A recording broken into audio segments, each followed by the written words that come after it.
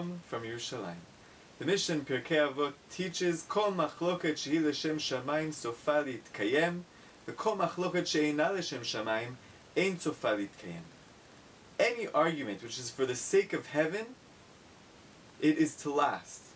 The machloket will be lasting.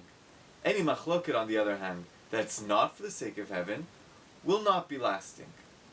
The Mishnah continues to give an example of each type of machloket. Ezui machloket shehi l'shem shamayim, zu machloket hilel v'shamay. Which is a machloket that's for the sake of heaven?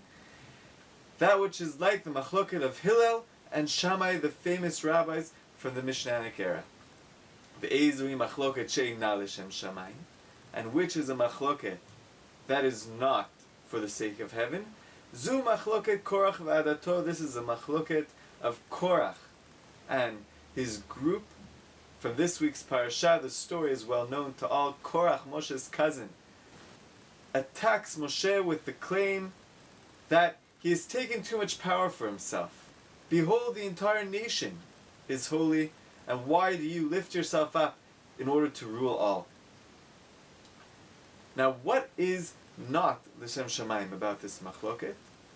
Moreover, the language of the Mishnah is very peculiar. We would expect that a machloket that is for the sake of heaven would be solved, and thus would not be lasting. And the opposite would be true about one which is not l'shem shamayim, that it's not for the sake of heaven. That if it's not for the sake of heaven, that it would continue to last. There would be no solution because the solution to it is irrelevant. If the machloket, on the other hand, is l'shem shamayim, for the sake of heaven, in order to clarify what God's will is, how God is to become manifest in the world, we would expect that the machloket would not be outstanding, would not last, and would come to the solution to see the true will of God. I believe the explanation is very profound. Korach's machloket, and Korach's main claim, is that Moshe, everyone's equal. Everyone's the same. There's no hierarchy. Kol ha'edah kulam kedoshimu v'tocham Hashem. Behold, the entire nation is holy, and God is within every single one of us. There's no difference between yourself, Moshe, between me, Korach, or between Ari Faust living in the year 2013. There's no difference between people.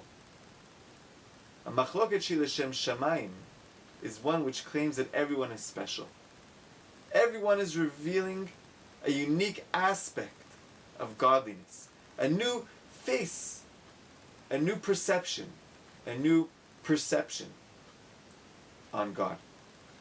Machloket shehi l'shem shamayim is one which within the machloket reveals two sides to the revelation of God. Each person, each character, each side to the machloket is revealing another characteristic, another perspective on godliness, and is revealing and allowing for God to become manifest in the world through that unique perspective that He projects and He manifests.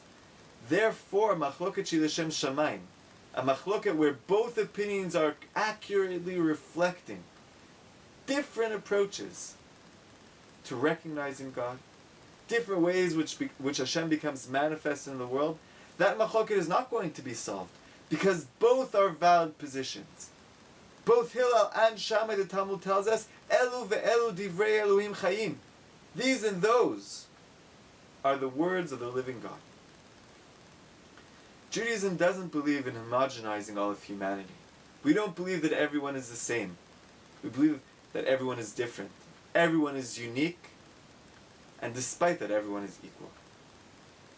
Moshe has his unique role, Korach has his unique role, and it would be a terrible thing if we try to confuse both roles. To claim that Moshe's role is not unique, and on the other hand to claim that Korach's role is shadowed by that of Moshe and is not unique, is not significant. Each and every one of us have a unique role in allowing for God to become manifest in the world. A machloket shehi l'shem shamayim, a machloket which is for the sake of heaven, is one which allows for the multifacetedness of God, the plurality of godliness, to become manifest through each and every one of us in our unique fashion. Shabbat Shalom.